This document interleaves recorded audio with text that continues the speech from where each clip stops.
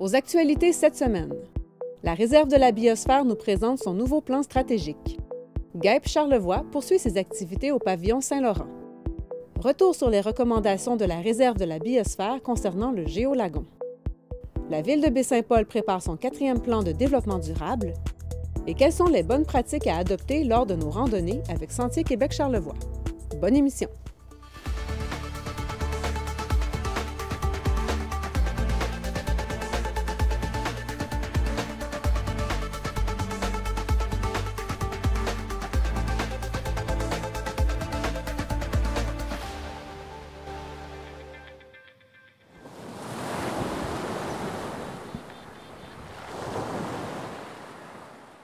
Pour souligner le Jour de la Terre, nous vous avons préparé une édition spéciale du Bulletin de nouvelles, avec des entrevues et reportages portant sur l'environnement et le développement durable. Bonne émission!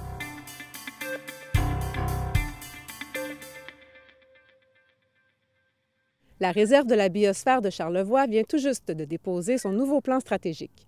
J'en ai discuté avec Julie Campeau, la coordonnatrice. Julie Campeau, bonjour. Bonjour. La réserve de la biosphère de Charlevoix arrive au terme d'un exercice de planification stratégique pour les années 2022 à 2027. Ça a amené à une actualisation de sa mission. Donc, c'est quoi les changements qui sont apportés à la mission de la réserve? Oui, dans le fond, juste pour être un peu plus précis, si je peux me permettre, on a fait l'exercice de renouvellement de la planification stratégique je suis mêlée dans mes périodes, mais pas cet hiver, l'hiver dernier. Okay. Dans le fond, mais ça cadre dans ce que tu disais, donc on parle de 2022-2027.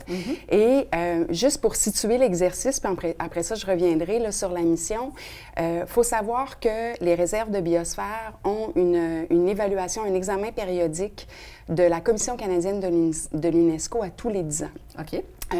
La réserve de biosphère a failli perdre son statut en 2017 dans Charlevoix. Et il y a eu un comité là, de restructuration qui a été mis en place. Et en 2017, on a appris qu'on avait officiellement le renouvellement du statut. Okay. Donc, la prochaine évaluation périodique, là, le nouvel examen périodique, va avoir lieu en 2027. Donc, pour nous, c'est important de mettre en place une planification stratégique qui nous menait jusqu'au prochain examen périodique, donc en 2027. Toujours pour garder le statut. Là. Exactement. Maintenant, dans le fond, on le sait, les réserves de biosphère relèvent, entre guillemets, là, de l'UNESCO. Oui. Et l'UNESCO donne des grandes fonctions aux réserves de biosphère. Parmi, on a longtemps dit qu'il y avait 3 grandes fonctions. Il y en a maintenant une 4e.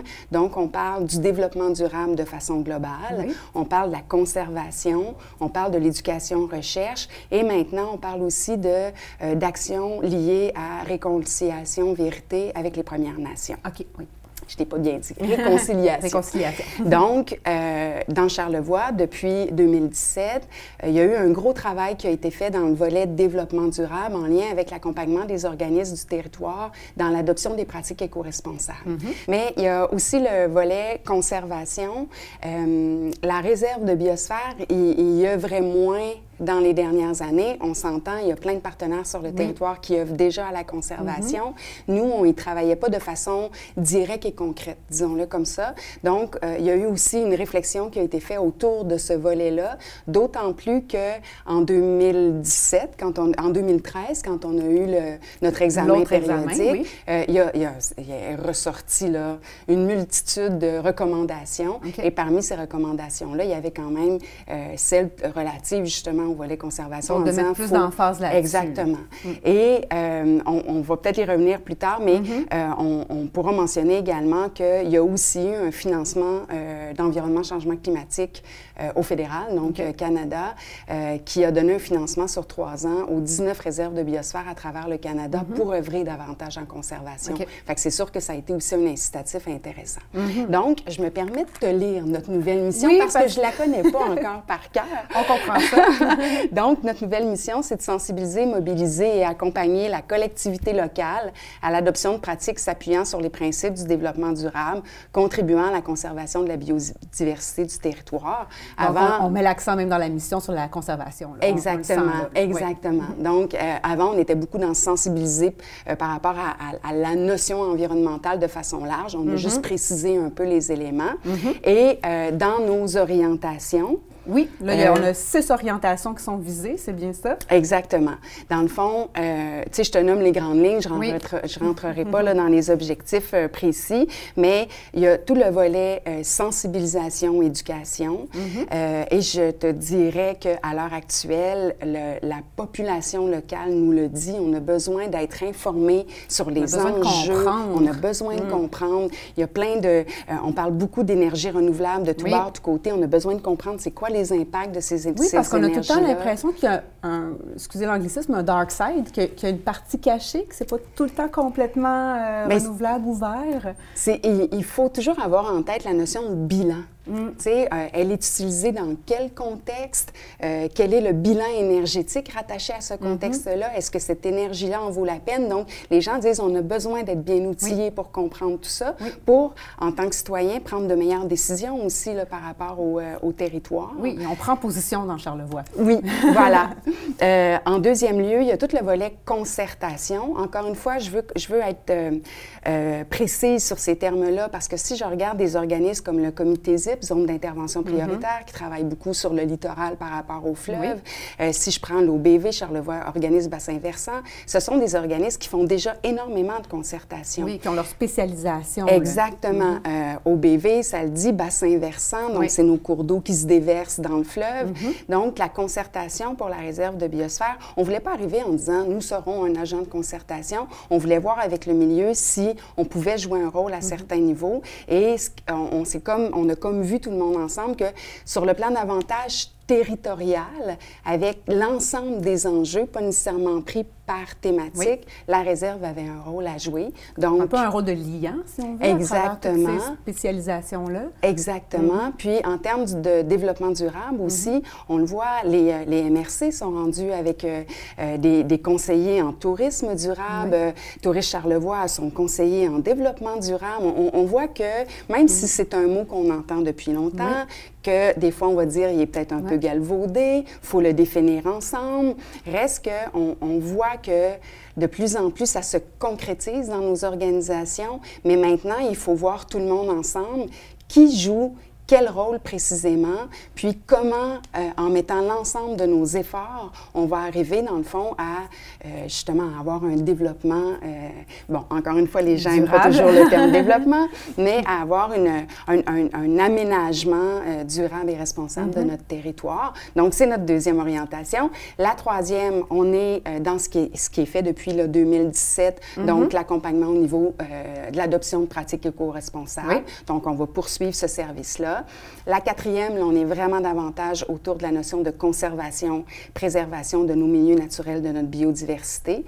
La cinquième, c'est tout le volet éducation-recherche. Dans le fond, l'expertise qu'on souhaite utiliser dans l'ensemble de nos mandats, on veut le travailler avec les institutions de formation.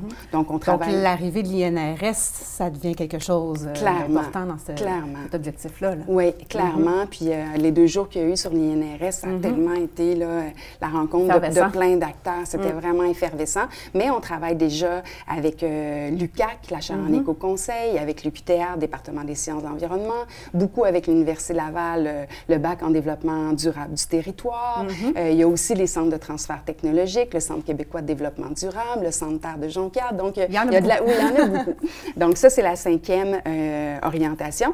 Puis, bon, la sixième, on la met moins en évidence, mais elle est pourtant transversale à l'ensemble des autres. C'est d'assurer la pérennité financière de l'organisation. C'est essentiel à ce que tout le reste fonctionne. Exactement. Fait que ça ressemble à ça. Parmi les services que vous offrez, il y en a un qu'on connaît un peu plus maintenant, suite à la remise du rapport pour le projet de Géo-Lagon, donc de faire des études comme ça. Celle-ci a été très médiatisée, donc on l'a bien suivie. Est-ce qu'à travers cette étude-là, il y a des choses que vous avez apprises au niveau de la démarche? Est-ce qu'il y a des choses à ajuster? Je pense surtout par rapport au secret commercial. Elle est où la limite du secret commercial quand on doit réaliser une étude de cette importance-là? La question est très pertinente et oui, c'est sûr qu'on a fait des apprentissages avec ce dossier-là. Et je vais essayer d'être précise dans ma réponse. Dans le cadre du dossier spécifique du Géolagon, le client était la municipalité. Oui. Déjà, nous, on a une réflexion sur dans la suite, dans les prochains mandats, comment on va établir cette relation-là avec le client. Parce que là, c'est le client qui transmet les informations. Et voilà. Et il peut y avoir des dossiers qui sont de nature publique, avec financement public. Il y a des dossiers qui sont de nature privée, avec des financements uniquement de sources privées. Et ça change, ça change la donne dans la façon de... Dans l'approche, dans la façon aussi de médiatiser les choses, justement. Donc, pour répondre clairement à la question, dès le départ, d'avoir une relation, une méthodologie vraiment très claire avec le client qui détermine pour avoir une analyse complète, juste d'un projet, nous, il faut avoir accès à l'ensemble des informations. Oui. Il faut que ça soit établi dès le départ. Il se peut qu'un client dise, il y a certaines informations qu'on ne sera pas en mesure de transférer, mais à ce moment-là, ce sera clair. Et ça ne veut pas dire que ça empêche de faire une analyse. Comme dans le cas du dossier du Géolagon, oui. On le sait, on n'a pas eu accès à l'ensemble des études, mais il reste que les recommandations qui sont déposées touchent quand même l'ensemble des éléments qui composent le projet. Donc, ça permet quand même à la municipalité de dire, OK, il va falloir dans la suite des choses porter une attention sur ça, et quand les prochaines études descendront, bien, on va aller voir des informations précises sur ces éléments-là. Mais ceci étant dit, je me permets de le nommer comme ça. On a eu un mandat où il y a eu beaucoup de médiatisation autour du dossier. Bien, nous, dans un prochain contexte, on va venir positionner cet élément-là en disant, si on veut avoir accès à l'ensemble des informations et qu'on sent qu'il y a un défi de confidentialité, bien, faisons en sorte que ce dossier-là, le temps de le faire évoluer, reste entre guillemets privé. Et quand il y aura un partage des résultats, à ce moment-là, bien, il pourra y avoir les données de base qui sont partagées en respectant la confidentialité. Exactement. Est-ce que j'ai bien répondu à la question? Tout à fait. Merci beaucoup, Julie, pour ton temps avec nous aujourd'hui. Ça fait plaisir. Merci.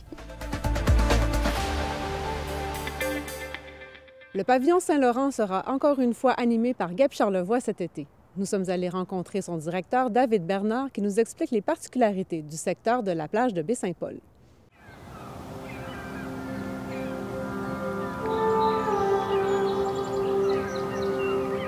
Le secteur du quai de Baie-Saint-Paul est bien plus qu'une jolie plage en bordure du fleuve. C'est tout un écosystème qui doit être préservé. Le mandat de Gabe au sein du pavillon Saint-Laurent, c'est d'abord d'accueillir les gens qui viennent visiter durant la saison estivale puis automnale, mais aussi de les sensibiliser aux enjeux puis à la biodiversité qu'on trouve sur le territoire. Au sein de l'exposition, évidemment, on axe ça plus sur le Saint-Laurent puis ses richesses.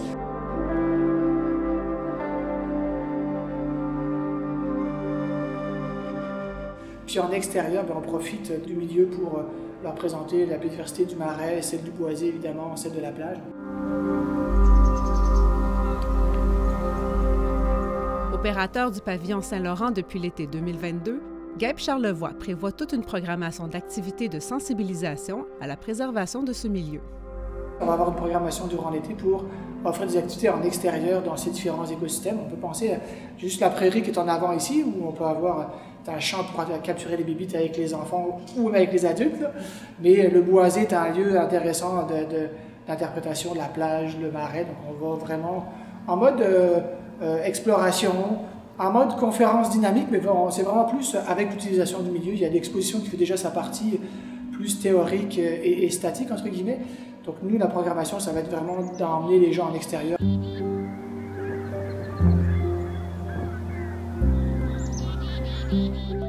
La municipalité de Baie-Saint-Paul a récemment formé un comité pour la préservation du boisé du quai.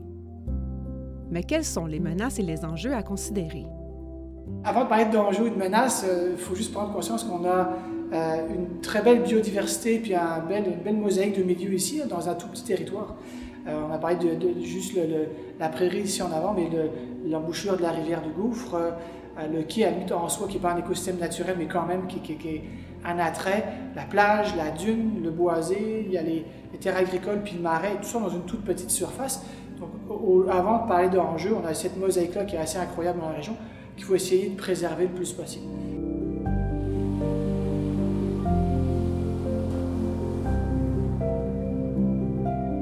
Au niveau des enjeux, c'est un territoire qui est très achalandé en été, donc évidemment, qui dit utilisateur, il y a des gens plus conscientisés que d'autres. Donc c'est important d'expliquer qu'on essaie de rester le plus possible sur les sentiers pour limiter l'érosion de la végétation au niveau du boisé, au niveau des prairies. Essayer de respecter les chemins d'accès pour la plage parce que une dune, c'est un écosystème mobile, puis si on commence à piétiner partout, elle ne pourra plus se stabiliser, puis on risque de perdre un écosystème. La gestion des déchets, la gestion des animaux domestiques aussi. Il y a des enjeux aussi en termes de qualité de l'eau au niveau de la rivière ou au niveau des marais. On parle de changement climatique, c'est malheureusement la mode depuis trop longtemps, puis c'est encore d'actualité aujourd'hui. Le comité évaluera donc les actions nécessaires à poser, tout en gardant le boisé accessible aux citoyens et aux touristes pour les générations à venir. Le promoteur du Géolagon, Louis Mascotte, propose des habitations en complète autosuffisance éco-énergétique. Martin Ouellette l'a rencontré afin de faire le tour sur les recommandations émises par la réserve de la biosphère de Charlevoix. Dans le cadre de cette Journée de la Terre, on a décidé de faire le point technique avec le promoteur Louis Mascotte qui présente le projet de Géolagon à Petite-Rivière-Saint-François. Monsieur Mascotte, bonjour. Monsieur Ouellet, bonjour. Tout de suite, vous dire, on a convenu, Monsieur Mascotte, qu'aujourd'hui, on ne parlerait pas de l'acceptabilité sociale de votre projet, ni de sa pertinence dans un contexte socio-économique. On va plutôt s'attacher à ce que vous proposez en ce jour de la Terre, on va le dire comme ça, un village qui serait totalement autosuffisant. Puis ce que je veux voir avec vous, c'est est-ce que c'est possible de le faire? Et comme outil, ce qu'on va faire ensemble, on va utiliser le rapport qui a été fait par la biosphère de Charlevoix. Concernant votre projet, qui se basait, puis on va le dire tout de suite, là, sur des éléments d'information qui datent de septembre dernier. Donc, je sais que vous avez réalisé plusieurs autres études, mais dans le cadre de cette journée, ce qu'on s'est dit, on va l'accueillir pour voir est-ce que c'est vraiment possible et puis qu'est-ce qu'il faudrait faire pour arriver à créer un village autosuffisant comme vous le proposez, avec ou sans géolagon controversé, mais quand même, des habitations autosuffisantes. Je vais vous dire d'emblée que c'est scientifiquement appuyé et confirmé que notre modèle, la technologie s'appelle géosolaire, c'est scientifiquement et techniquement prouvé qu'on va pouvoir être non seulement carboneutre, mais qu'on va pouvoir être 100% autosuffisant en énergie autoproduite, énergie renouvelable, qui repose sur les énergies du soleil et de la Terre. Oui, et là-dessus, il y a différentes formes d'énergie que vous allez utiliser. On parle de l'énergie solaire en 3 éléments. L'énergie thermique, l'énergie photovoltaïque et la géothermie. Puis, en ce qui a trait aux eaux ou à l'alimentation en eau, on parle bien sûr de votre autosuffisance en eau. Donc, il y a de l'apport d'eau souterraine, de l'apport en eau de pluie et de l'apport en recyclage des eaux brunes qui seront utilisées. Beaucoup. Donc, ce sont ces 6 éléments-là qui vont faire peut-être de votre proposition un projet autosuffisant. Vous l'avez déposé. Le projet préliminaire a été analysé par la biosphère de Charlevoix à la demande de la municipalité de Petite-Rivière. Qui n'avait pas accès à la documentation confidentielle et aux secrets commerciaux. Et c'est pour ça que je vous propose ce matin qu'on fasse une mise à jour Avec ensemble. Plaisir. Parce qu'il y a plusieurs recommandations, 14 qui ont été émises. Alors, voyons ensemble qu'est-ce qui est fait, qu'est-ce qui n'est pas fait, puis peut-être quelques questions à travers ça. Alors, tout d'abord, on parle vraiment d'être vraiment en mesure d'évaluer vos justes besoins en énergie. Puis là, on a un peu de misère parce que le projet a évolué. On était avec on faisait le pourtour plan B, puis on est revenu avec le plan A. On apprend que la piscine serait, dans le fond, le toit du bâtiment principal. Ça a toujours été le cas. Mais avez-vous vraiment, vos besoins en énergie sont-ils précisés depuis septembre dernier?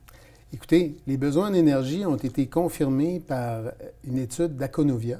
Aconovia, c'est un cabinet, notamment celui qui a fait la modélisation énergétique du CHUM à Montréal.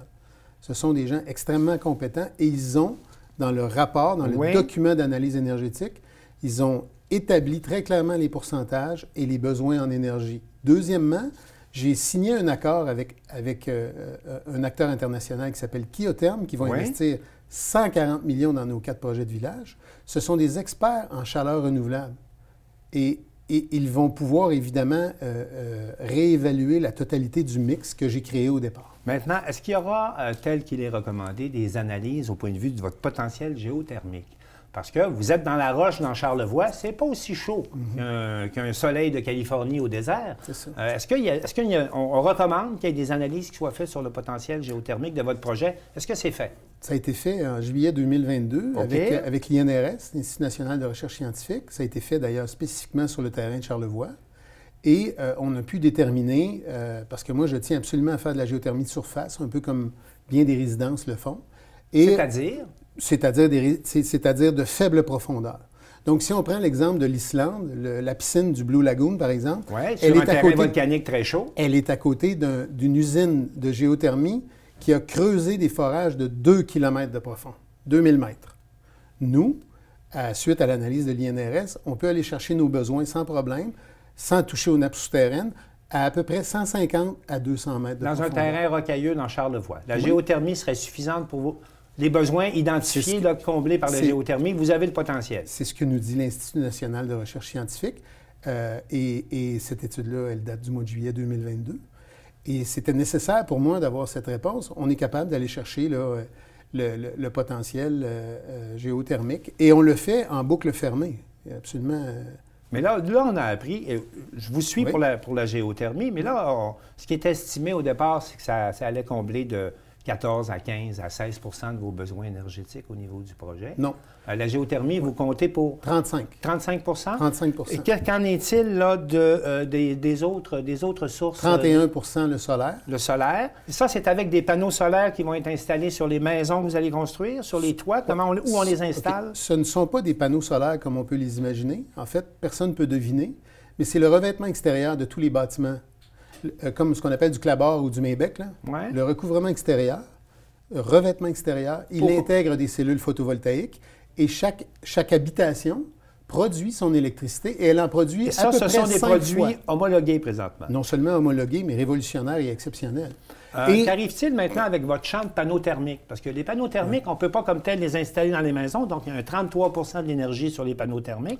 On parlait vraiment d'un vaste champ pour vos panneaux thermiques. Là, on parle de quelque chose qui ressemble à 250 000 pieds carrés de panneaux thermiques. On parle d'une superficie importante, mais cette superficie-là, ce sont les toits des stationnements et les murs de stationnement, ce qu'on appelle un carport en québécois. Oui. Donc, ce qui est prévu et entendu, c'est qu'on va pouvoir donc utiliser ces superficies-là. D'ailleurs, en France, à partir de cet été, il y a une loi qui oblige tous les stationnements à être couverts et à produire du solaire. Alors, est-ce que vous savez à ce moment-ci la superficie totale de panneaux dont vous avez besoin pour rendre votre projet autosuffisant en énergie? Est-ce qu'on connaît ça présentement? Parce qu'on parle de 250 000, 300 000 pieds carrés de panneaux, c'est énorme. Là. Bien, 250 000 de panneaux thermiques, puis évidemment, tous les murs de la maison, de chacune des habitations ou de l'hôtel, sont recouverts. Tout ça, c'est listé, évidemment, là, dans la documentation. Donc, vous avez suffisamment de panneaux pour répondre aux 66 d'énergie que vous réclamez dans le projet que vous avez déposé. Oui, vous en avez trop. On va avoir des surplus, oui.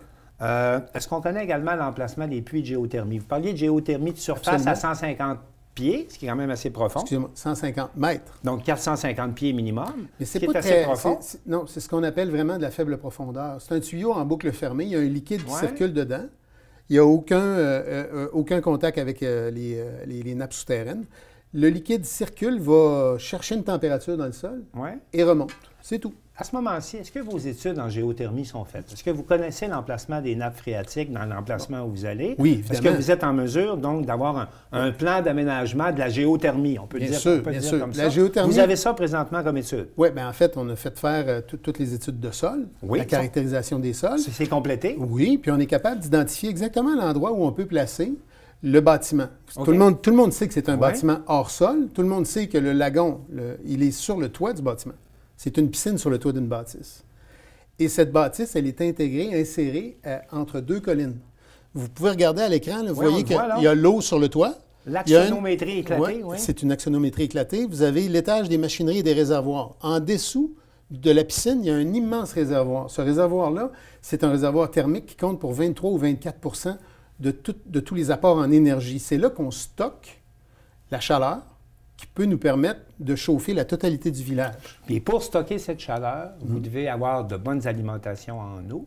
Est-ce que vos études hydrologiques sont complétées? C'est complété. Quel est l'apport de l'eau souterraine dans votre projet présentement? Écoutez, là, il y a 2 dossiers différents. Je vais commencer par Aquifer. Il y a un rapport qui a été fait à l'été 2022, par Aquifer, qui confirme que le potentiel d'eau dans le sol, sur le terrain, est dans la moyenne au Québec et qu'on peut aisément fournir la totalité du village. Nous, on ne veut pas... En méthode traditionnelle de puits d'eau, épuiser l'eau existante. Et je ne veux pas ça. Nous, ce qu'on fait, c'est qu'on a une stratégie des eaux qui est vraiment très particulière. Les gens ne parlent pas beaucoup de l'autosuffisance en eau qu'on a planifiée. Mais moi, en fait, depuis que je suis tout petit, j'ai toujours trouvé ça ridicule que l'eau de douche s'en aille avec les égouts. On parle d'eau brune. On parle de l'eau de douche, principalement dans le modèle.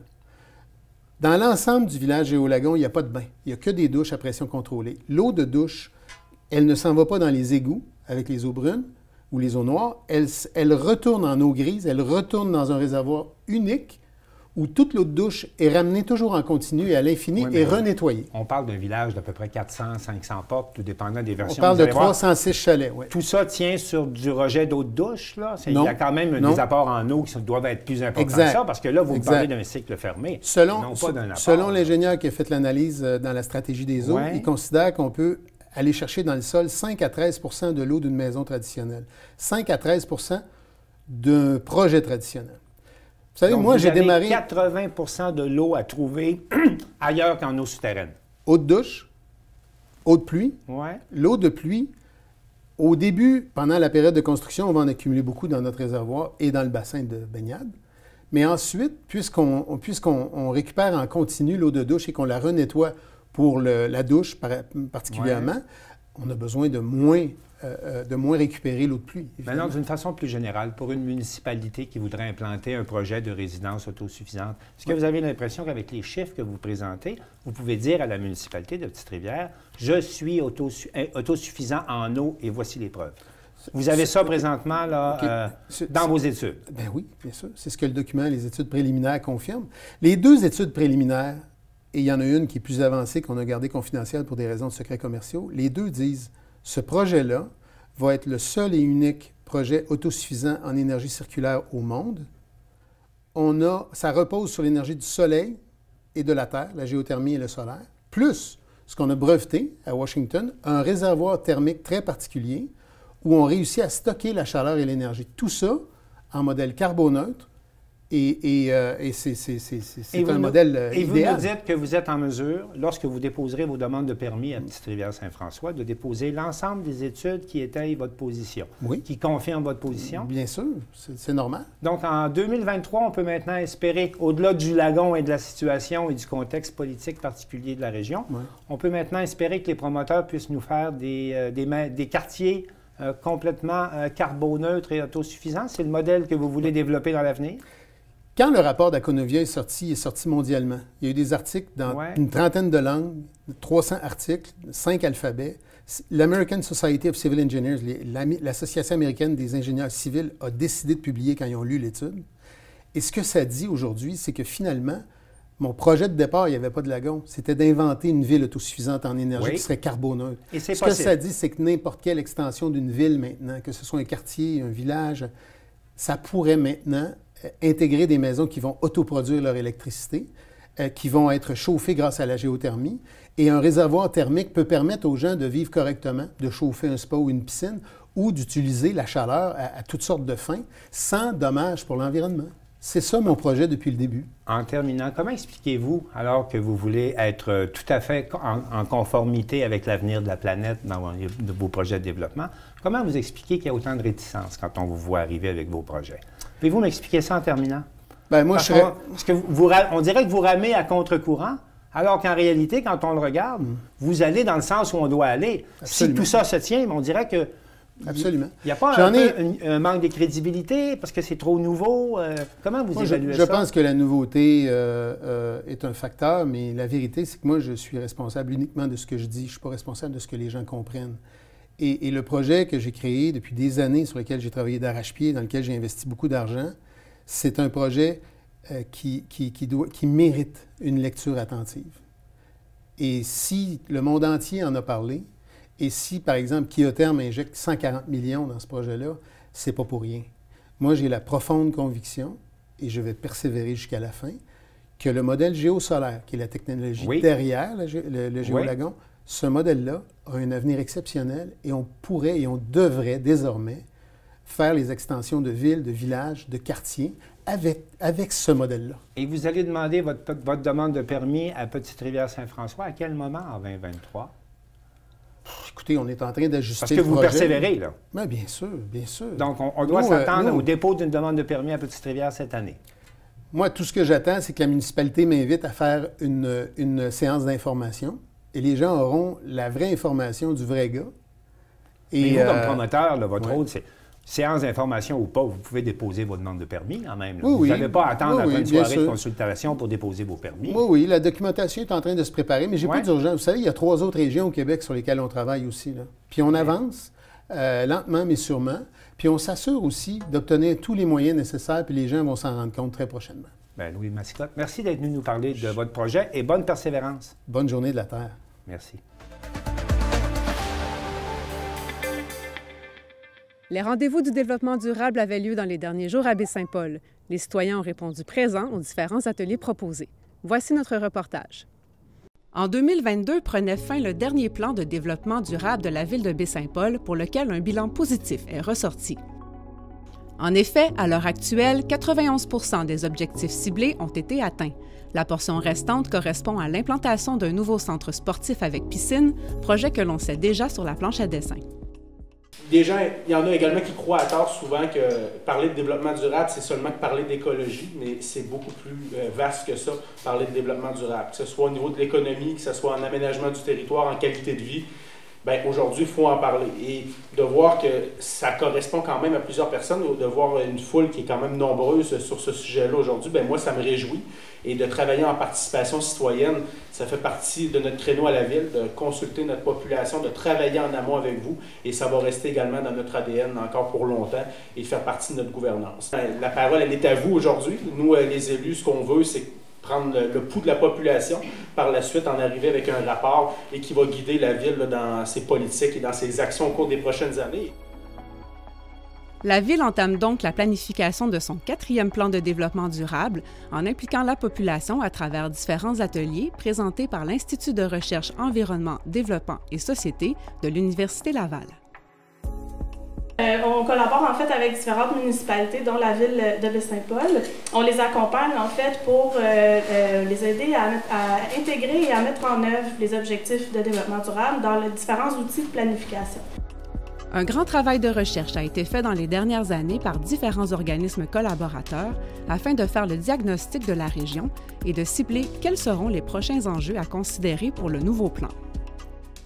Donc, ces données-là ont été analysées avec les données du diagnostic puis du bilan du plan d'action. Puis c'est ça qui nous amène aujourd'hui avec 4 enjeux collectifs. L'action climatique, la protection et mise en valeur de l'environnement, l'évolution démographique et l'économie durable, ainsi que la qualité de vie, l'équité et l'inclusion sont les 4 enjeux ciblés.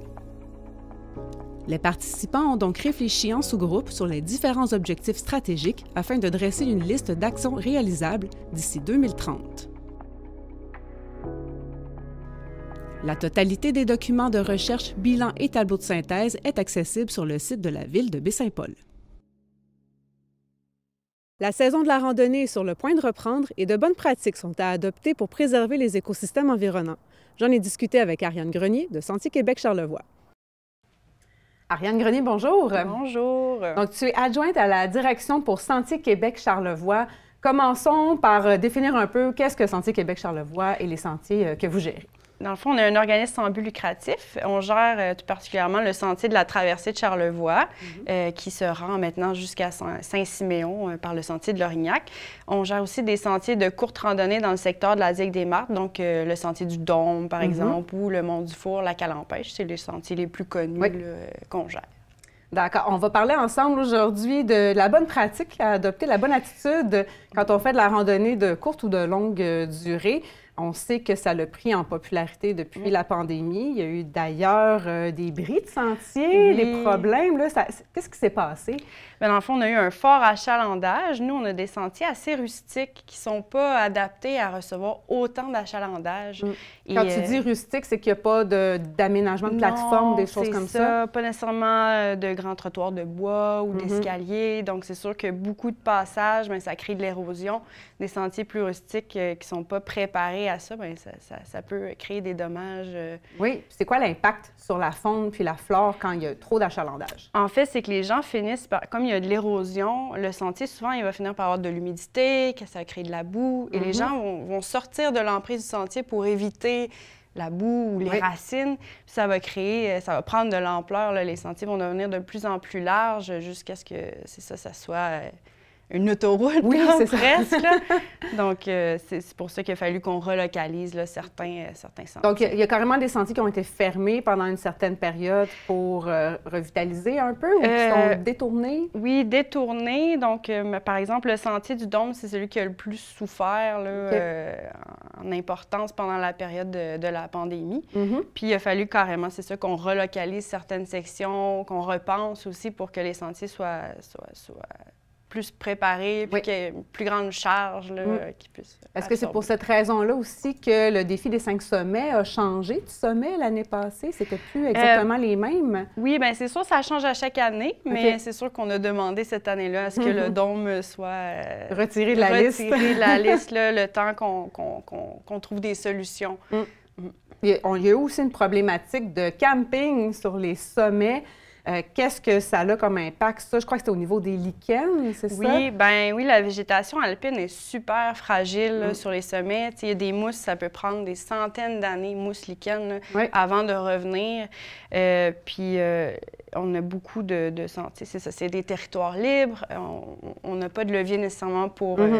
On peut pas mettre des piquets pour dire « tu as le droit là, tu n'as pas le droit là ». Non, c'est sûr, il y a beaucoup d'éducation à faire. Les sommets, il faut éviter de camper absolument sur les sommets parce qu'il faut camper sur des surfaces durables. Idéalement, c'est mieux de camper en bas, sous le couvert forestier, là où la surface est moins fragile. Il y a une végétation qui peut supporter l'achalandage de plusieurs temps. C'est ça. Il faut penser qu'on n'est pas le seul à le faire. Exactement. Il y a probablement d'autres gens qui vont le faire aussi. Les gens ont tendance à aller camper là où c'est plus mou et c'est là où il ne faut pas camper parce que c'est là qu'il y a la végétation. Donc, c'est sûr, un beau tapis de lichen, c'est invitant, mais on ne fait pas ça. Oui. Dis-moi donc, on sait maintenant, on ne va pas sur le lichen, on reste dans le sentier. Est-ce qu'il y a d'autres bonnes attitudes à adopter, bon comportement? Oui, c'est sûr. En ce moment, on est en période de dégel. Donc, de un, il faut se renseigner auprès du gestionnaire de sentier. Est-ce que le sentier est ouvert? Est-ce qu'on peut y aller? Si vous pouvez y aller, il faut s'équiper d'avance. C'est un peu le principe central. Se préparer, tout d'abord. Ça, c'est le premier principe. Se préparer, prévoir. Parce que c'est 7 principes le central, c'est ça? Exactement, 7 principes. Puis le premier, c'est se préparer. Donc, on s'équipe en fonction de la température. Donc, si on sait que ça va être boueux, ça va être humide, pour rester dans l'emprise du sentier. Donc, même s'il y a un tas de boue, il faut passer dedans. Des bonnes bottes, des guêtres. Exactement. Donc, on se prépare en conséquence pour éviter d'élargir l'emprise du sentier. Évidemment, les déchets, on se les garde pour soi. Exactement.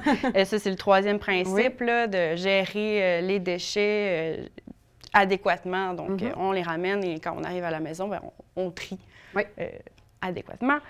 Sinon, utiliser les surfaces durables. Donc, ça, c'est la même chose. Mettons qu'on veut camper en forêt, on s'organise pour camper à un endroit où ça va être durable. Même chose, même si on fait une pause, on va privilégier de s'asseoir sur une pierre plutôt que de s'asseoir dans le lichen. Oui, exactement. Donc, ça, c'est le deuxième principe, là, utiliser les surfaces durables. Ensuite, il y a laisser intact tout ce qu'on trouve. Donc, on ne ramène rien là, à la maison, on laisse la végétation tranquille. Oui, même les champignons, il y en a des beaux des fois, on les connaît, on les veut, mais... on laisse les choses sur place. Puis, même les petits bouts de bois, c'est important que le bois reste là. Ça a son utilité là, dans tout le... Ça fait partie de l'écosystème. Oui, exactement. Ensuite, il y a minimiser l'impact des feux. Idéalement, nous, on suggère de juste pas faire de feu, là. Mais si on a à en faire un, là, pour une raison de survie ou autre, ben, tu sais, on minimise le plus... le plus petit possible, on arrose comme il faut par la suite. Oui, c'est ça, puis on fait attention à ce que ça soit vraiment bien éteint, parce que souvent, ben ça prend par en dessous, en fait, là. Oui, puis des feux de forêt, on sait qu'il va en avoir de plus en plus. Oui. Donc, c'est notre façon de préserver notre milieu. Exactement. Ensuite, le 6e principe, c'est le respect de la vie sauvage. Donc, tu sais, si on voit des animaux au loin... Faire de l'observation. Exact, on fait de l'observation. De loin, on se tient tranquille. Oui. D'ailleurs, ça me fait penser, il y a eu un appel à utiliser l'application iNaturalist pour recenser la biodiversité dans les sentiers. Oui, on a un collègue, mon collègue Jocelyn, qui a lancé cette initiative-là. Donc, on invite tout le monde là, à emprunter les sentiers et à prendre des photos, télécharger cette application-là et prendre des photos de... Ça peut être des plantes, des fruits, des insectes, des animaux, des oiseaux, des champignons, des mousses. La roche, non, parce que ça fait pas partie de la biodiversité. Il faut que ça soit vivant. OK. Il faut que ça soit vivant, mais ça serait intéressant aussi. Là, Et ça va servir donc à documenter toute la biodiversité du territoire. C'est ça. On va peut-être faire des découvertes. Donc, nous, ça peut nous donner des leviers pour cibler nos interventions là, par la suite. Donc, ça serait super bien que tout le monde participe. C'est une bonne façon d'apprendre là aussi. Exactement. Merci beaucoup. Merci à vous. C'est ce qui conclut les actualités cette semaine. Au nom de toute l'équipe, merci d'avoir été des nôtres et à la prochaine.